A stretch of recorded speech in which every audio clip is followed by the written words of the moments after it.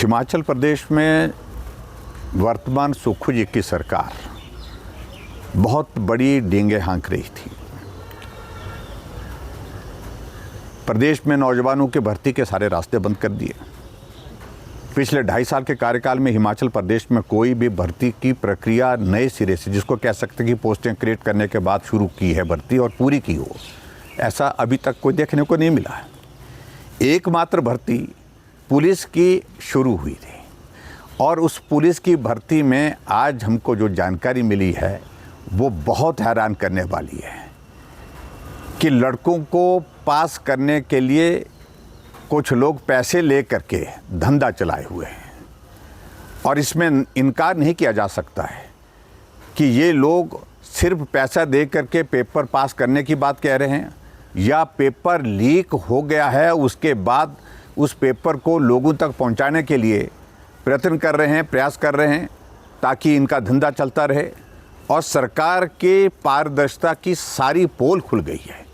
2.5 साल में एकमात्र भर्ती जिसमें लाखों रुपए लोगों से ले करके भर्ती करने की जो है उनको पास करने की बात कही जा रही है। गिरफ्तारियां हुई है मेरी जानकारी के मुताबिक कांगड़ा जिला के अंतर्गत, और मैं इस बात को कहता हूं कि तुरंत कदम उठाना चाहिए कि ये भर्ती के लिए सिर्फ पैसा लिया जा रहा है या ये पेपर लीक हुआ है। अगर पेपर लीक हुआ है, जिसकी बहुत बड़ी प्रबल संभावना है, तुरंत प्रभाव से इस पेपर को रद्द करना चाहिए, नए सिरे से भर्ती की प्रक्रिया होनी चाहिए। और उसके साथ में ये भी कहना चाह रहा हूँ कि हिमाचल प्रदेश में कांग्रेस के कार्यकाल में जो भ्रष्टाचार को संरक्षण दिया जा रहा है, ये आज से पहले कभी हिमाचल प्रदेश ने देखा नहीं है। और जो मुख्यमंत्री बार बार इस बात को कहते हैं कि पेपर बेचे जा रहे थे, लेकिन आपके सरकार में एनटीटी की भर्ती आजकल हो रही है। आपने जो एजेंसी जो आउटसोर्स की रजिस्टर की है, या तो विधायकों के नाम पर हैं या कांग्रेस के पदाधिकारियों के नाम पर हैं। कांग्रेस के नेताओं को भर्ती का आपने ठेका दिया है और वो ठेकेदार एनटीटी की भर्ती में भर्ती होने से पहले अलग से इंटरव्यू ले रहे हैं और हिसाब किताब कर रहे हैं। और मैंने पहले भी इस बात को लेकर के बड़ा स्पष्ट कहा था कि जब नर्सिंग की भर्ती हुई थी 1.5 लाख 2 लाख रुपए मांगे गए थे उस वक्त। क्या मुख्यमंत्री को जानकारी है इस बात की? क्या कार्रवाई की आपने उस बारे में? और आज मुख्यमंत्री बार बार जाकर के इसी बात को लेकर के भ्रष्टाचार की बातें कह रहे हैं। जितना इंस्टीट्यूशनलाइज तरीके से भ्रष्टाचार वर्तमान सरकार में हिमाचल प्रदेश में मुख्यमंत्री और मुख्यमंत्री के जो नज़दीक के लोगों के माध्यम से हुआ है, हर चीज़ का वहाँ पर जो है वो एक व्यवस्था खड़ी कर दी गई है कि एक्साइज का काम कौन देखेगा, कबाड़ का काम कौन देखेगा, क्रशर में जो क्रशर का काम जो है, जहाँ जो क्रशर के जो काम देखने वाले हैं उनकी सूची अलग से है। हेल्थ में जो सप्लाई दी जाती है उनका काम देखने वाले अलग से तय किए हैं।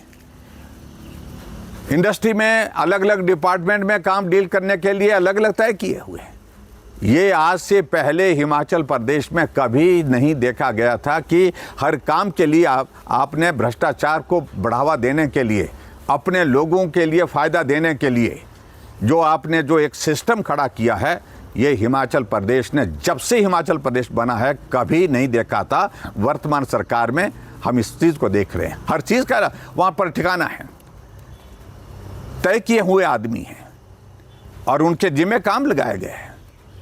और मैं इस बात को लेकर के मैं स्पष्ट कहना चाहता हूं, जो आउटसोर्स की जो एजेंसीज आपने की हैं, क्या आपको मालूम है कि हिमाचल प्रदेश में सारी की सारी एजेंसीज वो एजेंसीज है जो कांग्रेस पार्टी के पदाधिकारी, कांग्रेस पार्टी के नेता हैं और किस प्रकार से भर्ती कर रहे हैं, किस प्रकार से बैकडोर से एंट्री करा रहे हैं। इसके उदाहरण आने वाले समय में हमारे पास सारी चीज़ें आ रही हैं, वो आएंगी तो हम बताएंगे।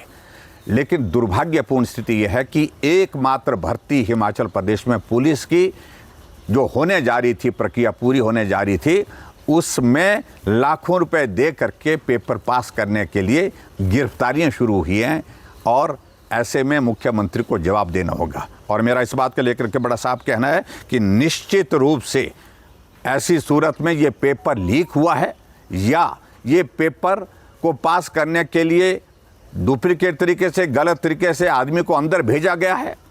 ये कौन लोग हैं? इनके खिलाफ कार्रवाई जिस प्रकार से होनी चाहिए उस कार्रवाई को करना चाहिए और मुख्यमंत्री को इस बात को लेकर के जांच बिठानी चाहिए ताकि गरीब लोग, मेहनत करने वाले हमारे बच्चे, उनका भविष्य बर्बाद ना हो।